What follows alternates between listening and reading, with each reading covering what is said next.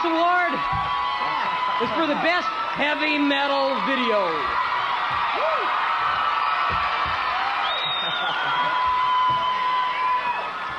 And by the way, Jethro Tull is not nominated. The winner is... All right, Guns N' Roses!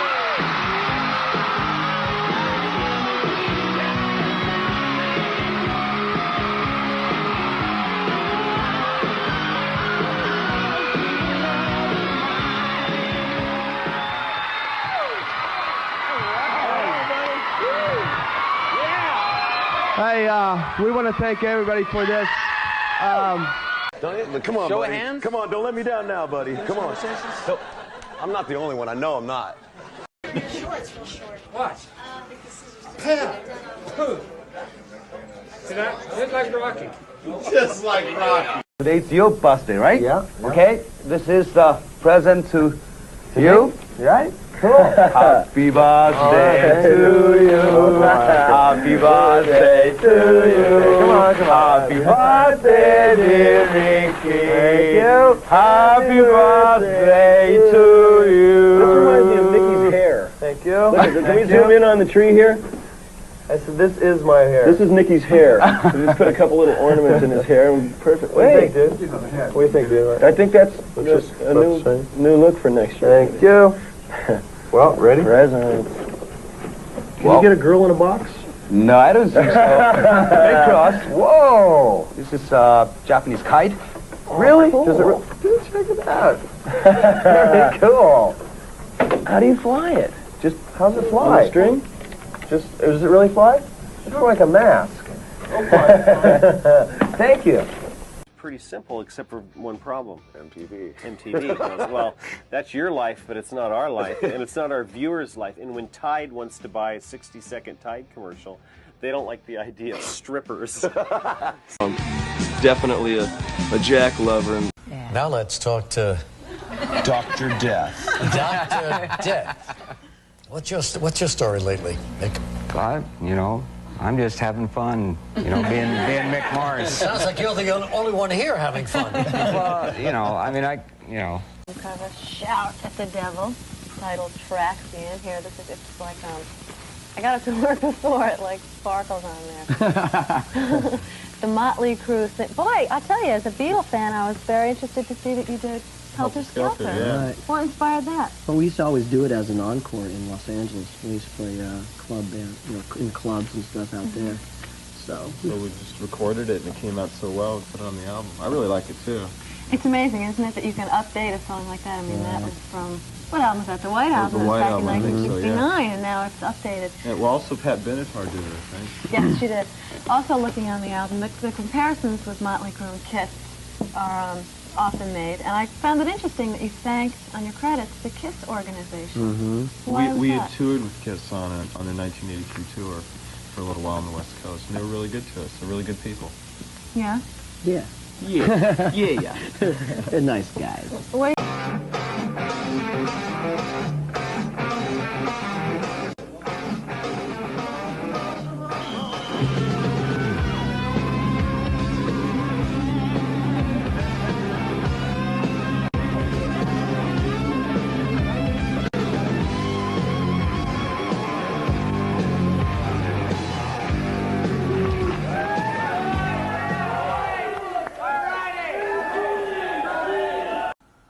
They call themselves Motley Crüe.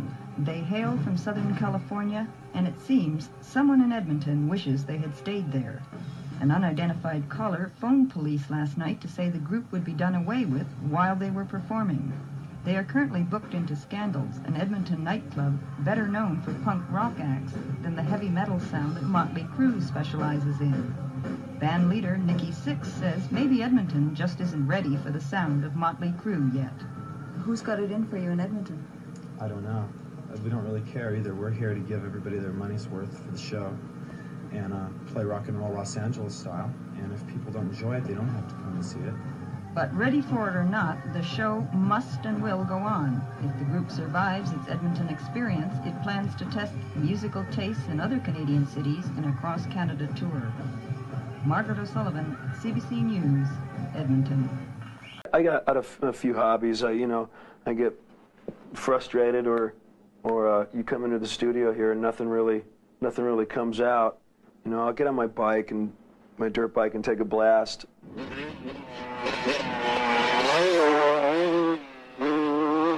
Get out of the room for a while.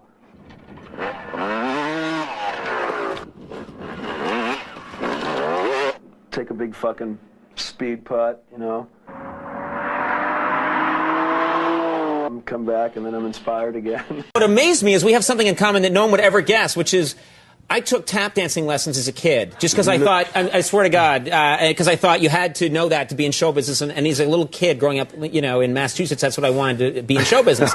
You took tap dancing lessons too. Yes, I did. That's it. I don't think of Tommy Lee taking tap dancing lessons. Yeah.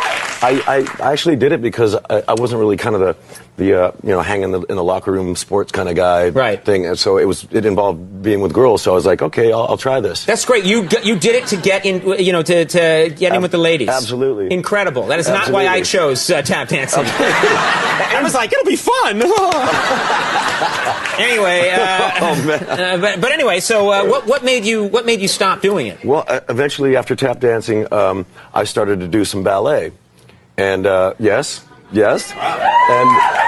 Hey, I'm Vince Neil. What up, dudes? I'm Tommy Lee. And we're Motley Crüe. Now get set for 3 hours of the loudest, rudest, crudest, heaviest, meanest music around. It's time for the Headbangers Ball.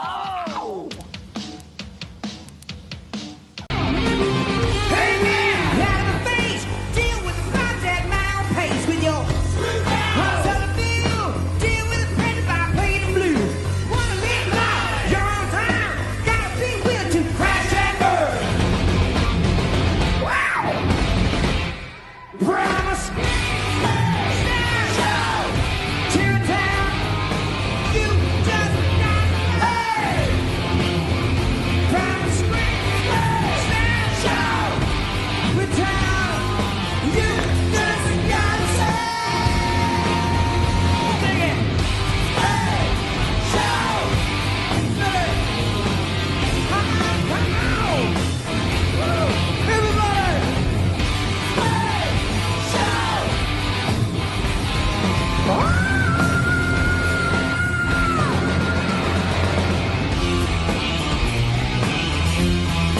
Here we are. Number 2 sucks. Number 2.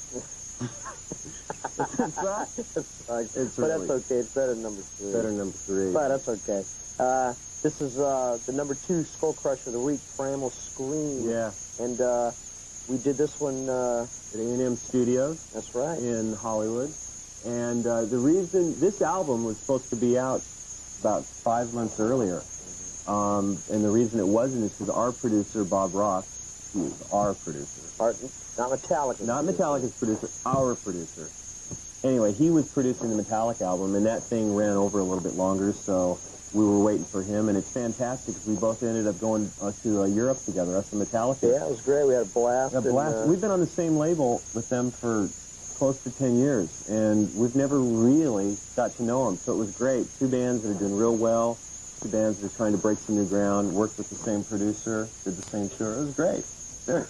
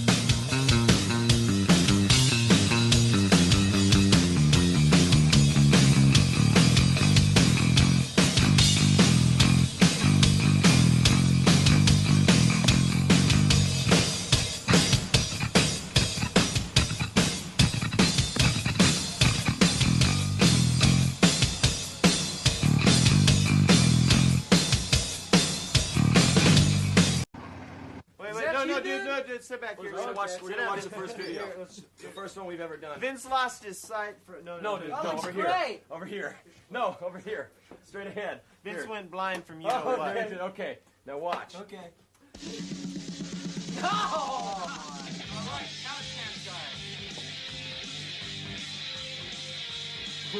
Dude, remember the phone chords? That was my whole question was the phone chords. Fuck, I was young then. We all were. I wasn't. What happened? Whoa! Whoa! Whoa! Dude, that's art. That's art. Go away! Do not disturb! How old were you when I was 5. I was 3. What was this, 1981? I think 81, 82. It was, If you were a band starting out now, today, what would you do to rise above the crowd? How far off the edge would you have to go in order to be recognized? Well, you got to have this. You have to have a different type of sound, you know. Yeah, a lot of these bands, what happens is that they hear or they see what's going on and what's working for people. Yeah. You know, like who's the big band right now and what's working for them, and they try to change their music to fit what they think people are looking for. You know, which we would have done pop if we were doing that. You know, what you have to do is you have to figure out what you want to sound like. You know, you get your sound together. You know, and stick with whatever you're doing and don't change it whatever you do. You know, always believe in what you're doing. And, you know, don't try to fill yourself in somebody else's, you know, image, yeah.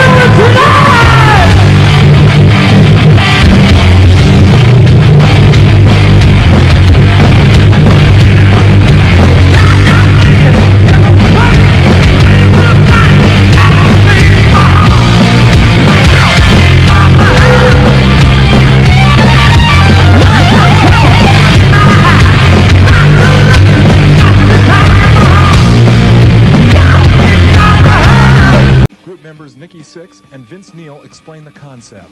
It could be a city of the past, a city of the future, and what it is we are like the survivors of it, maybe a Holocaust, nuclear war, whatever, and there are these women who are running wild, and we're like the warriors here, and what happens is there is one woman who is like the goddess, the equivalent of us, and together we all have the looks to kill.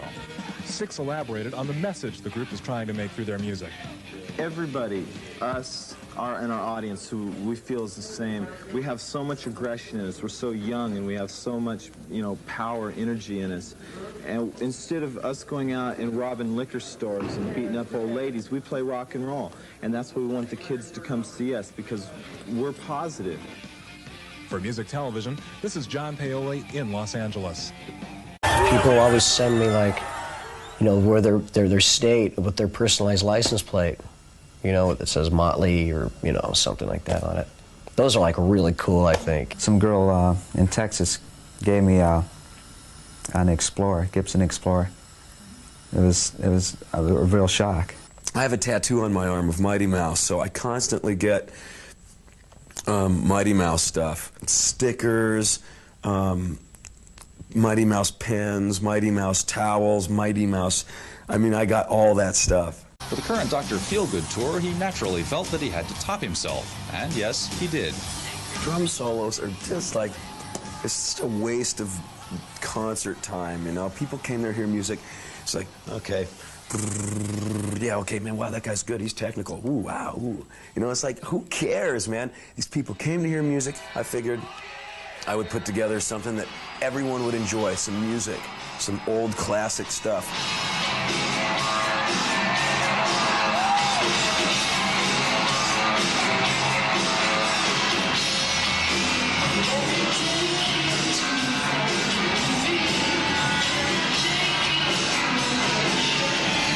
Along with his distinctive drum concepts, Lee also displays an unusual clothes sense, or lack thereof.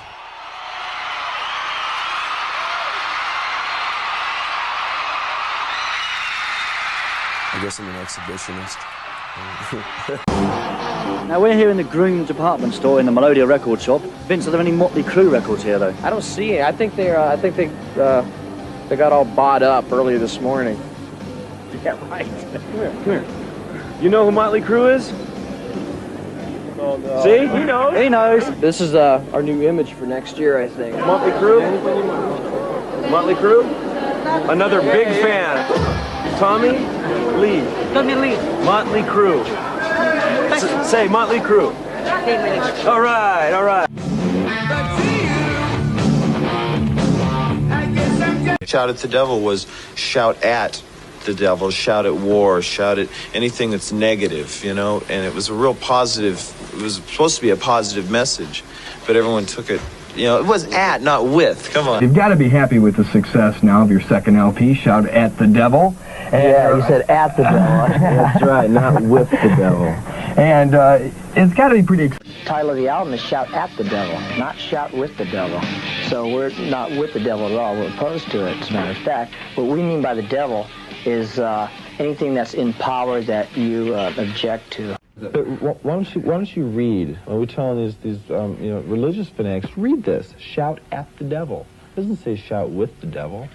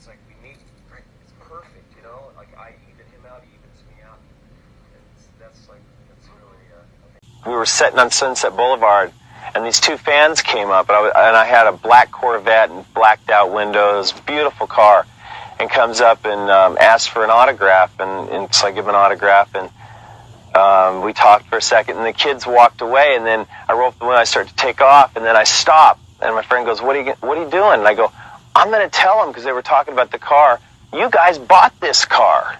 And he goes, no, don't do that. They're going to think that you're a snob, that you're saying, oh yeah, thanks for the car, man, you bought it, right?